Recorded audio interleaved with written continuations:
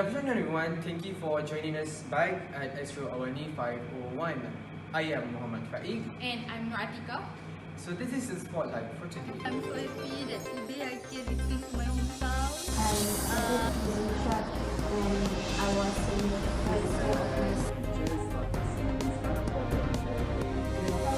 We have been released from July 17 to up to 30. Saya tak kisah dengan Abel. Itu je. To protect patients against one of the victims of drug mules that we arrested in Peru, Puritamani, already returned to Malaysia yesterday. One of our reporter, Tengku Nurul Syahira, has been there to interview her. The victim of drug mules, Puritamani 55, who safely returned to Malaysia, was admitted that her life tormented enough until she thought that she would die in Peru while serving for a sentence of 4 years in prison. Puritamani, who was born in Kuala Lumpur, became the victims of drug mules after falling for a syndicate that used modus operandi, oriented business opportunity for coal and diamonds in 2007. After being released from prison, she was forced to undergo supervision for 2 years and live in convention. Upon completing her sentence last April, she was required to leave Peru because if not, she will be re-imprisoned for staying illegally in that country. She arrived at Kuala Lumpur International Airport, ALIA, at 3:30 p.m. I am in Kuala Lumpur now. I'm so happy that today I can return to my hometown. After being arrested for 6 years in Peru, I'm so happy that I finally met my family. I thank God that I met my brother. I thank God that I met my blood brothers, all my brothers. They're helping me so much. But I'm in Peru. I'm very thankful. I'm Tengku Syahira reporting from Astro Awani. Drug abuse among the youth. Drug abuse is a cause of concern to all nations around the world, either in developing countries and undeveloped countries, and in the most cases, the most affected are the youth. With that, Maysarah Madhuri reported dismantle to this issue. Drug abuse is the cause of concern to all nations around the world. It's either a developing country or undeveloping country, especially the most concerning part is for the youth. A total number of 1,709 secondary students in Malaysia is being tested by NADA, National Anti-Drug Agency, from January to October last year. Datuk Sri Zulkifli Abdullah, NADA Director General, said more than 41,000 secondary school students aged between 13 to 17 were screened in 178 high-risk areas across the country. Students who test positive for drugs will be sent to a school counselor for 3 months before having to do another urine test. If they test urine is positive again, they will be sent to NADA's experts for rehabilitation. Besides, NADA also help these addicts after release from the rehabilitation house.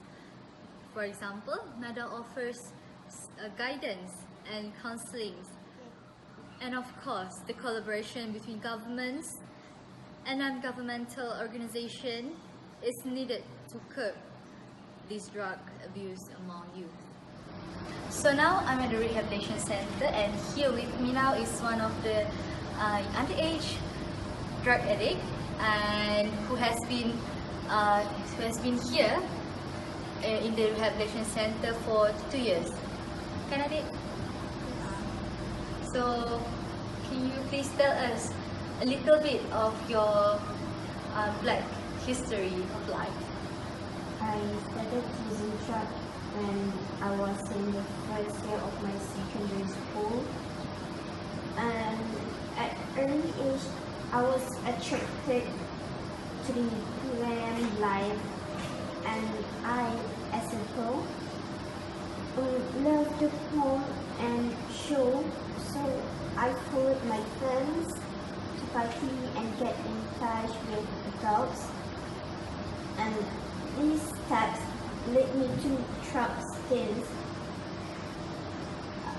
For me, I take it because I'm stressed, perhaps, yeah, as a student. Thank you, Adik, for spending time with us today for the interview. I hope better for your future. So, that's all from me. Maysarah Madhuri, reported from Rehabilitation Center. Next, sex education. Sex education is the education that been a problem to the society, especially towards the school and teachers. According to the headmaster, Mohamad Faaiq, he also stated that there are types of sex education which need to explore by the student.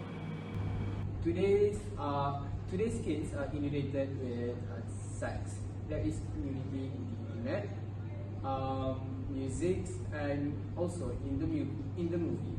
All schools and teachers are facing these kind of problems where they couldn't have the education towards the student on how to educate the sex education towards the students. There are two types of sex education, which is abstinence plus and abstinence only. Both of it are sharing the same meaning, which is strong, same message, which to avoid teenage pregnancy or sexual transmitted disease abstinence. According to Joe McHoney, the institutional sex of, he stated that the only program is to provide about contraception. Its failure rates. In the most schools, abstinence only means definitely we'll talk about contraception. After additional funding, booming states institute a variety of abstinence only programs, promoting myriad studies about the assessments of the effectiveness of the curriculum.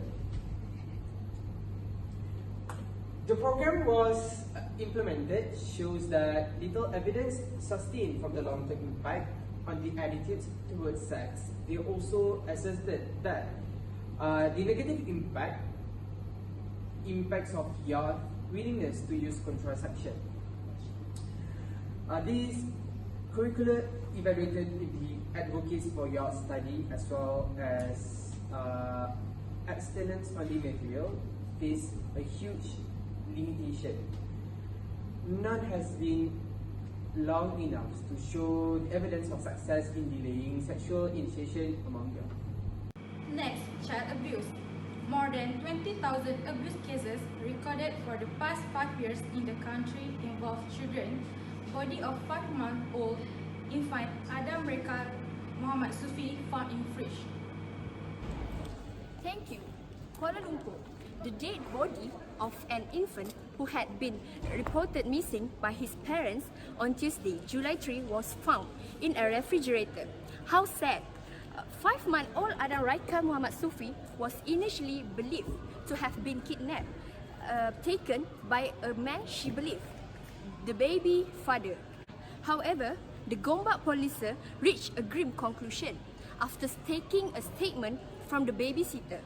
There were discrepancies in her statement. Police probed further and were ultimately led by the babysitter to the baby body in the fridge, a Kampung Nakoda house at around 11 p.m.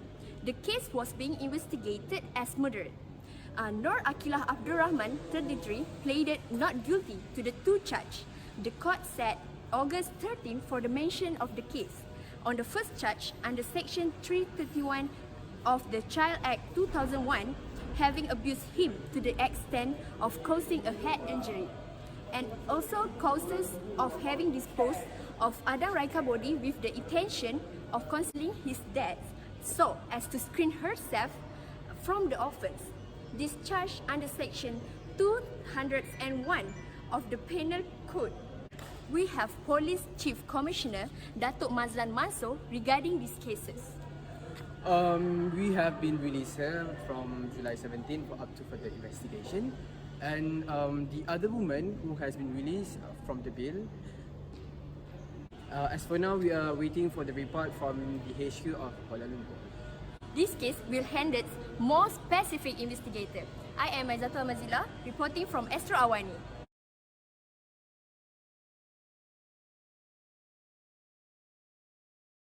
Child marriage issue is becoming norms in our country.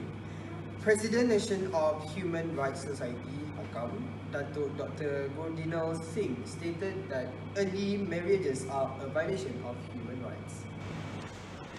The issue of child marriage has cropped up over the years, but not very much resolution that we have. The National Human Rights Society, HAKAM, is calling for a ban on child marriage and for new laws to criminalize the act.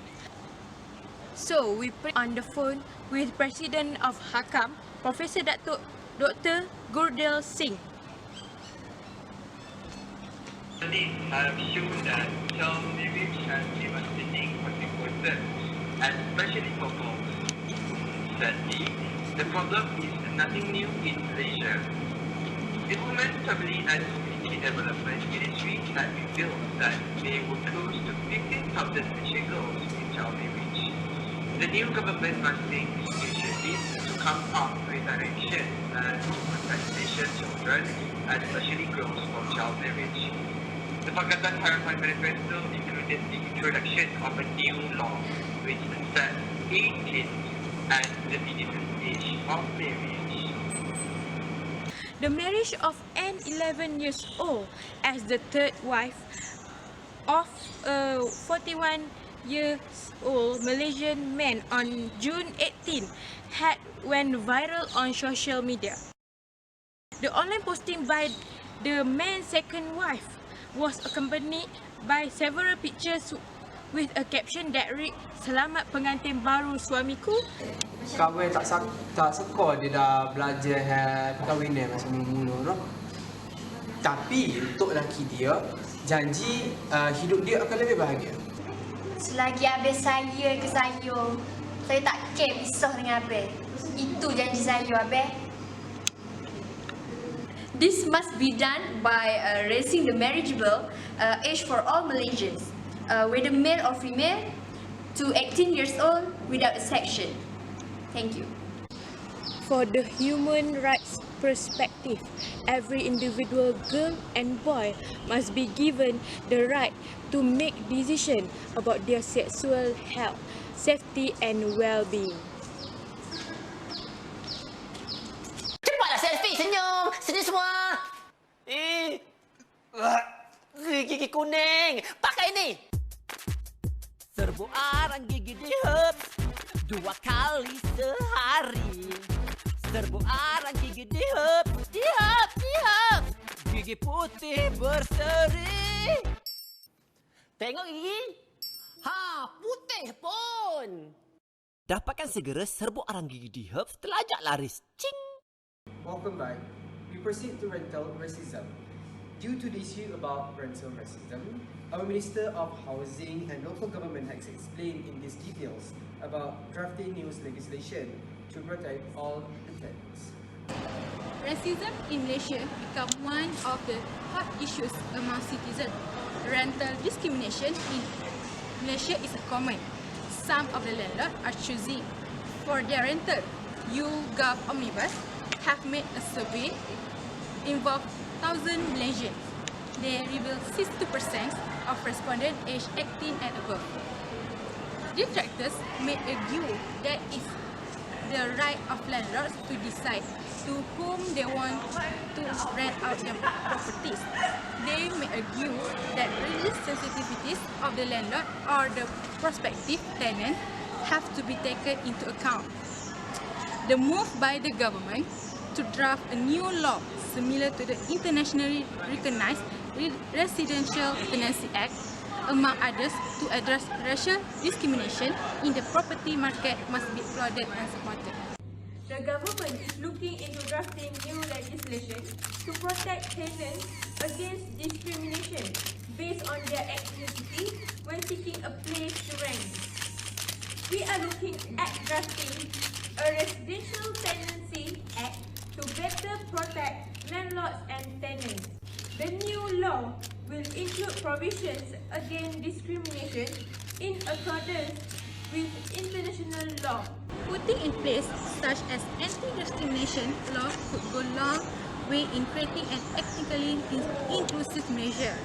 How are we going to continue to live together in a bigger house in this heartland Malaysia if we allow racial discrimination in renting out our rooms to persist. So let's overcome this discrimination together.